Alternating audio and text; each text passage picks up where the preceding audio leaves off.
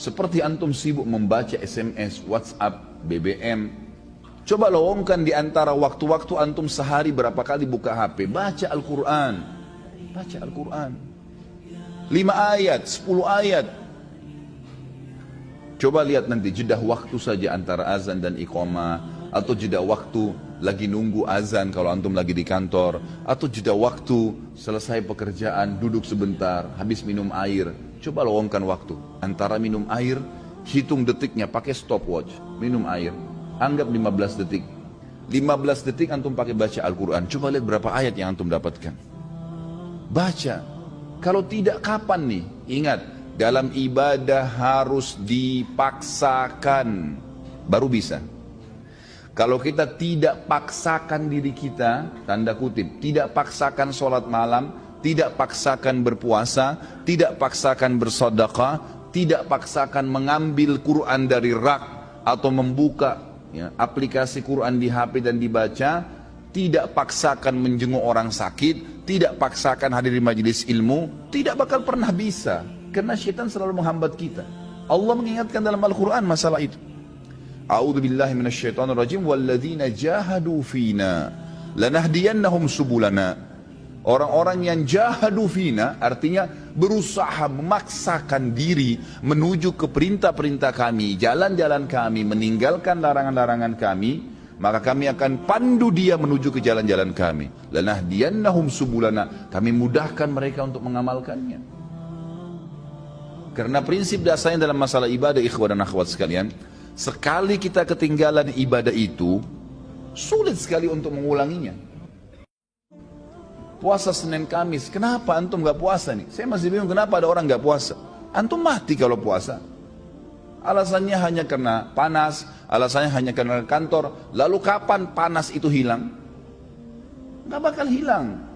Tapi sekali Senin antum gak puasa, maka di buku amal antum nanti sampai hari kiamat kosong dari puasa Senin tuh, rugi sendiri.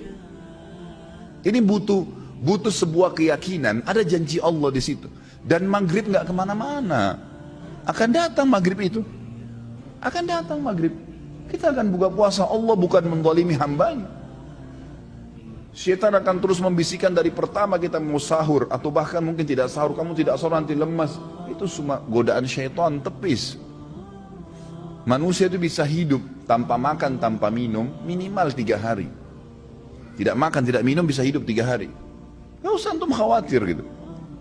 Apalagi maghrib nanti sebentar, nanti sampai 5 detik, sedetik pun sebelum azan, syaitan masih godain supaya batalin puasanya.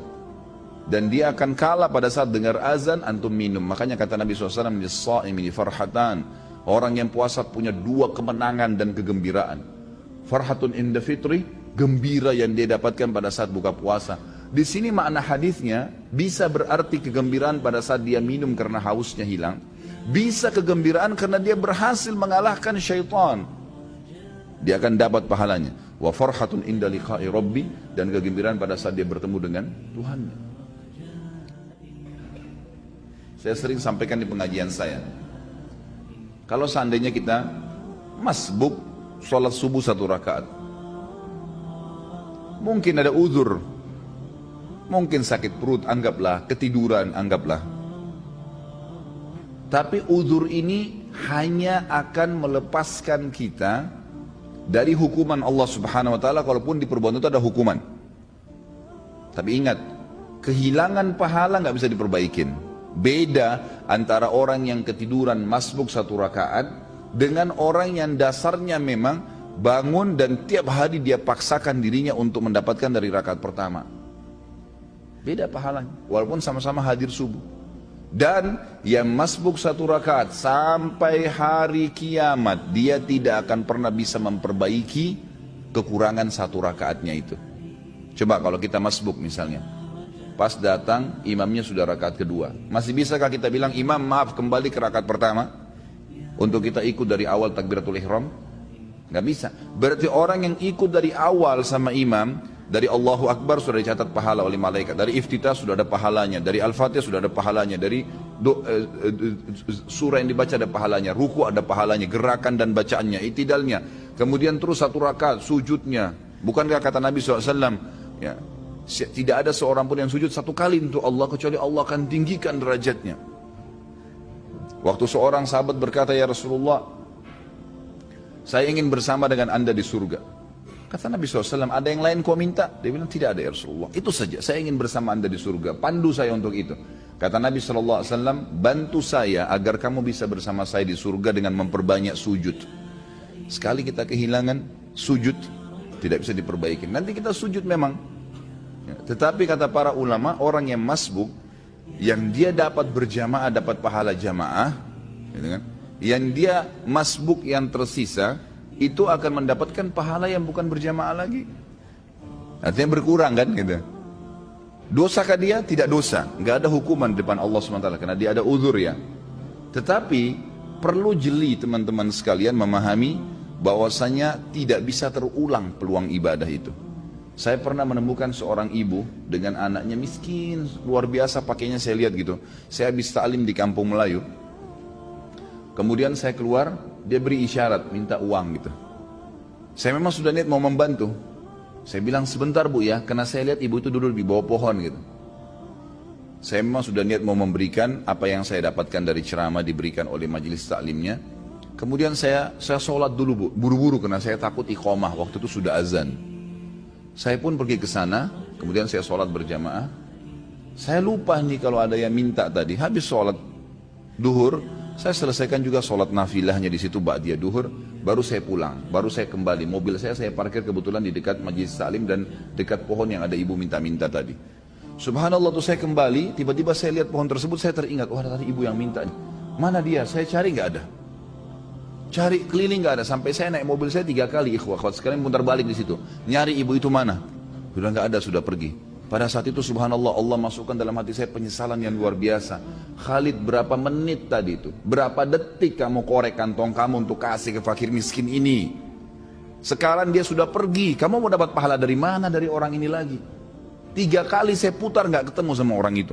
Semenjak itu ikhwah-ikhwat sekalian saya tidak pernah tunda. Kapan ada kesempatan tidak boleh ditunda. Karena ini tidak bisa terulang lagi gitu kan. Nabi kita Muhammad SAW dalam hadis Bukhari selesai sholat asar, tiba-tiba berdiri dengan sangat cepat, lalu melewatin para sahabat ke rumah beliau. Sahabat semua heran. Kata para sahabat yang meriwayatkan hadis ini, kami heran melihat cepatnya gerakan Nabi SAW. Gak lama kemudian, sahabat masih berzikir, Nabi SAW kembali lagi dengan tenang, lalu duduk kembali menyambung zikirnya. Para sahabat bertanya, ya Rasulullah, mudah-mudahan ada kebaikan. Kenapa tadi anda melakukan gerakan begitu cepat? Apa kata Nabi SAW? Perhatikan. Kata Nabi SAW, tadi sebelum sholat asar, saya sudah mengumpulkan sesuatu yang ingin saya keluarkan, yang ingin saya bagikan, saya infakkan, saya sodakahkan. Namun, saya tadi tersibukkan, tidak sempat saya keluarkan sebelum sholat. Maka saya ke rumah saya, kemudian saya membagikannya seperti yang saya inginkan, lalu saya kembali berzikir. Jadi Nabi SAW pada saat lupa ingat langsung menyelesaikan, lalu kembali lagi berzikir. Bayangkan ya, bagaimana cepatnya Nabi SAW mengerjakan sebuah amal soleh. Jangan ketinggalan ikhwah-ikhwat sekalian. Sibukkan diri dengan puasa, sibukkan diri dengan ibadah. Jauhi tontonan, jauhi dengaran. Tidak ada orang yang terbagikan syahwatnya tanpa sebab, tanpa pemicu. Dia tonton yang tidak benar, maka muncul syahwatnya. Membayangkan yang tidak-tidak. Tidak mungkin muncul syahwatnya tanpa mendengar sesuatu. Tidak ada orang dengar Quran itu syahwatnya bangkit. Gak ada orang hadir majelis taklim begini dan disampaikan ilmu syahwatnya bangkit. Gak mungkin kan? Kapan syahwatnya bangkit? Kalau yang didengar itu lagu-lagu cinta, lagu-lagu yang tidak masuk di akal, yang membangkitkan syahwat. Untuk apa ini? Allah mengatakan dalam Al-Quran, Inna sam'a wal basara wal fuada kullu ulaika kana anhu mas'ula. Hati-hatilah pendengaran kalian, penglihatan kalian, hati kalian bertanggung jawab semuanya pada hari kiamat. Allah nggak kasih kita mata ini untuk melihat yang haram. Allah nggak kasih kuping untuk dengar yang haram. Allah nggak kasih lisan untuk mengucapkan yang haram, tangan untuk menjamah yang haram, kaki melangkah yang haram, kemaluan ditumpahkan yang haram. Allah kasih kita fasilitas untuk lihat yang baik, telinga dengar yang baik. Ingat, anggota tubuh kita ini, kata para ulama, kalau makin sering kita sibukkan dengan ibadah, mata melihat yang benar, yang Allah bolehkan, telinga dengar yang benar, mulut mengucapkan yang benar, maka semua anggota tubuh ini, hati makin sering dilunakkan dengan ayat-ayat Al-Quran, dari pendengaran, dari penglihatan. Hati kan terpengaruh dengan 3 anggota tubuh ini, ya, telinga, mata, dan lisan. Maka pastikan anggota-anggota tubuhnya jadi lunak, kata ulama, seperti ya, pohon yang selalu dibasahkan dengan air, maka lunak daunnya, gitu kan. Sedikit dengar ayat jadi nangis, sedikit dengar ayat, ya, dengan telinganya hatinya jadi tentram, lisannya maka dia akan mengucapkan selalu yang baik saja, seperti itu. Ingat, ancaman Allah tidak mungkin luput. Banyak orang selalu tergiur dengan firman Allah SWT, Innallaha ghafurur rahim, Allah maha pengampun, tapi lupa, wa innallaha syadidul iqab, dan Allah berat siksaannya. Allah pengampun benar, tapi siksaannya juga Allah berat.